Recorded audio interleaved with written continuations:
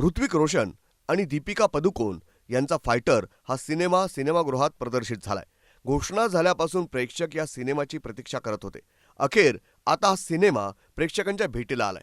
Box ऑफिसवर हा cinema धुमाकूळ घालतोय. फायटर हा सिनेमा 25 जानेवारी 2024 रोजी सिनेमागृहात प्रदर्शित झाला. सॅकनिल्क एंटरटेनमेंटच्या रिपोर्टनुसार रिलीजच्या पहिल्या दिवशी या सिनेमानं 22.5 कोटींची कमाई केली आहे. दुसऱ्या दिवशी 39.5 कोटी, तिसऱ्या दिवशी 27.5 कोटी आणि चौथ्या दिवशी 28.50 कोटी रुपयांची कमाई या चित्रपटानं केली.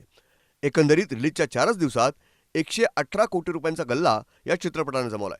पठाण या ब्लॉकबस्टर सिनेमानंतर सिद्धार्थ आनंदचा फायटर हा सिनेमा प्रेक्षकांच्या भेटीला आलाय.